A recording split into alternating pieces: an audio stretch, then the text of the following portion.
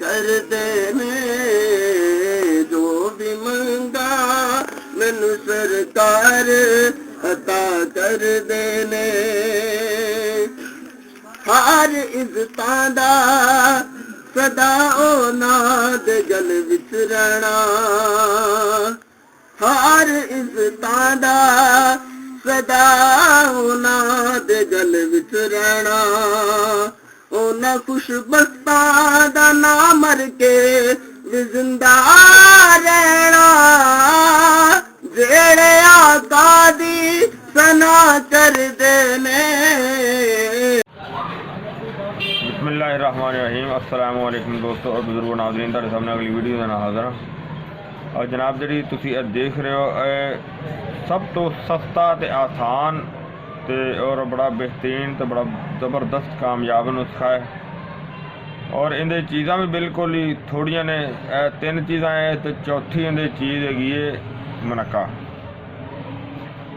और ये बेहतरीन जड़ा ना अमताकी बेहतरीन है और इन चीज़ा तुहानूं दिखा देने नज़दीक ही है। सब तो पहले नंबर पर जनाब है जौज़मा सलसिया और इन्हों फिलहाल तो तुहानूं इस तरह दिखा रहे हैं तो मैं तुहानूं दसना भी फिर दोबारा। और अगली आइटम जी है वो इहदे च अजवैन खुरासानी है यह वाली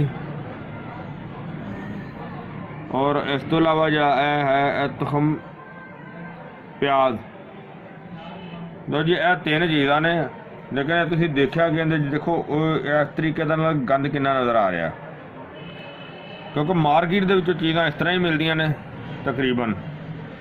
तो इन्हों असीं साफ करके तो फिर तुहानूं दोबारा दिखावांगे और अल्हम्दुलिल्लाह इनू बड़े अच्छे तरीके नाल साफ करांगे और सारे दोस्तों फिर दिखाने और बड़ा ही सस्ता नुस्खा है। वीडियो जी पूरी देखा करो बराए मेहरबानी तो वीडियो पूरी देखा करो। तो इन्हों साफ करने साफ करके दिखाने तुम। बिस्मिल्लाहिर्रहमानिर्रहीम इन्होंने पहले चट्टू के जरा ना बल्कि इन्होंने पट्ठियां कुट देना ताकि अच्छी तरह कटाई हो जाएगी। बिस्मिल्लाहिर्रहमानिर्रहीम इन्हों थोड़ा जहा नीचे रख लेने।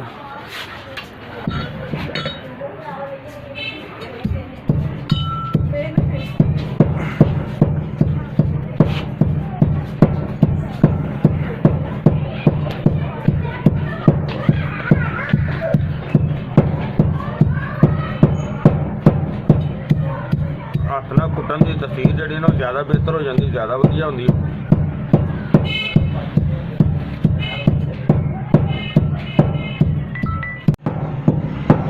माशाल्लाह माशाल्लाह काफ़ी देर तो असीं इहदी कटाई कर रहे हैं। मेरा ख्याल बहुत बेहतर हो गया, ज़बरदस्त हो गया।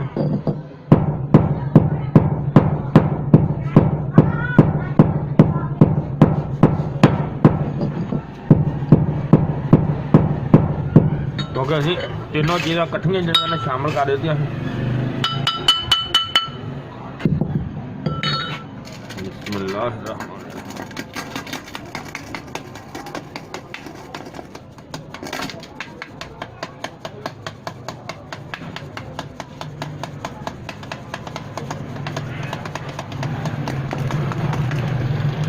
ये इन्नी रह गई है और इन्हें असीं दोबारा जी ना कटाई करने हैं चट्टू दे विच। और जी चट्टू तो बाद असीं इहनूं पत्थर की दौरी में रगड़ाई करांगे उहदे जिहड़ा ना वो अपनी जगह ते सही हुंदा है।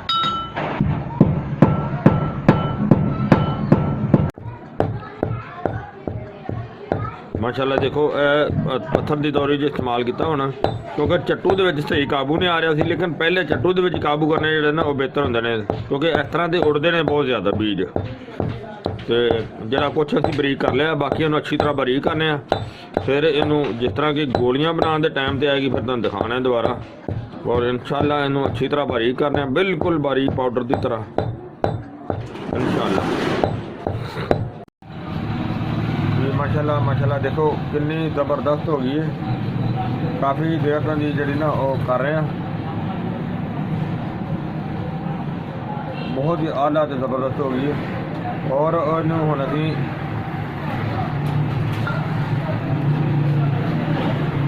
जरा ना उसकी अलहदा करने बिस्मिल्लाहिर्रहमानिर्रहीम।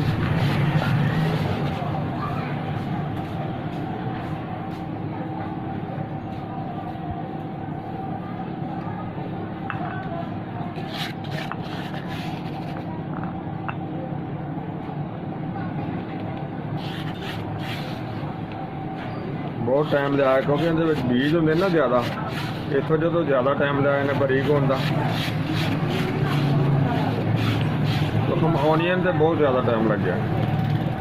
और इस तो अलावा इन्हें हुण एक चीज़ इन्हें शामिल करने मनक्का, जरा कि इन्हें पहले बीज कढ़े ने,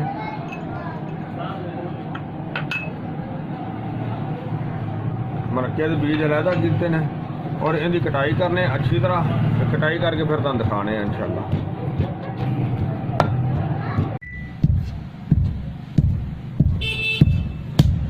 माशाअल्लाह देखो मनक्का जिहड़ा ना उन्होंने असीं अच्छी तरह बारीक कर लिया, काफ़ी देर इहदी कटाई की है।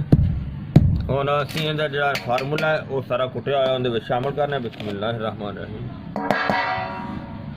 और इहनूं हुण मिक्स करांगे नाल नाल,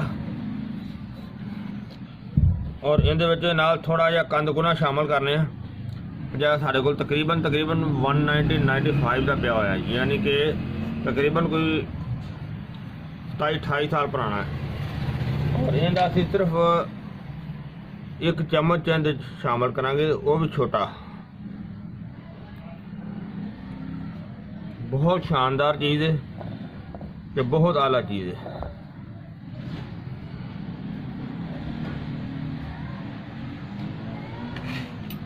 ਹੁਣ ਇਹਦੀ ਕਟਾਈ ਕਰਨੇ ਆ।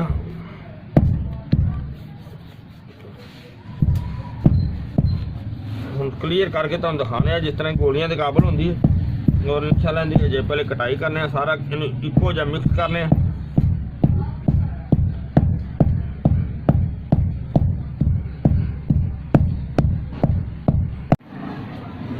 जी जी माशाल्लाह माशाल्लाह, देखो ਤੁਹਾਡੇ सामने यह चीज़ बिल्कुल रेडी हो गई है, तैयार हो गई है। और अल्हम्दुलिल्लाह देखो बिल्कुल थोड़ा रह गया समान साडा, गोलियां बाकी सारियां माशाल्लाह ज़बरदस्त बन गई ने। और ये वो साडे दोस्त, जिस तरह तुहानूं पहले दस्सिया सी, साडे एक दोस्त है ने यूके दे विच जिन्हां दा ये फार्मूला आर्डर ते बनवाया है। और ये जनाब ये अमसाक वास्ते बेहतरीन है, मुमसिक है, यानी कि सुबह तो शाम भी खाई जा सकती है, शाम टाइम तो एक भी खाई जा सकती है। और इसनूं खाण वास्ते दुध नीम गर्म, और उसके अंदर अगर जैतून का तेल शामिल कर लिया जाए तो वह भी अच्छा है। और इस तो अलावा अगर उनके विच देसी घी नाल शामिल किया जाए तो वह भी बेहतर है। तो ये जड़ा ना ये बेहतरीन और ज़बरदस्त फार्मूला है, और बहुत ज़्यादा महंगा भी नहीं है। तो कोई भी दोस्त लैके बना सकता है, लेकिन फिर भी कोशिश ये करने का अपने मौलेज तो बगैर जड़ा ना ये ना इस्तेमाल किया जाए। मैं उम्मीद करना मेरे दोस्तों को ये वीडियो अच्छी लगी होगी। इन्हों तुसीं लाजमी लाइक करो, शेयर करो, सबसक्राइब करना बिल्कुल नहीं भूलना। इंशाअल्लाह अगली वीडियो के नाल फिर मिलांगे। इजाज़त, अल्लाह हाफिज़, अस्सलामु अलैकुम वरहमतुल्लाहि वबरकातुहू।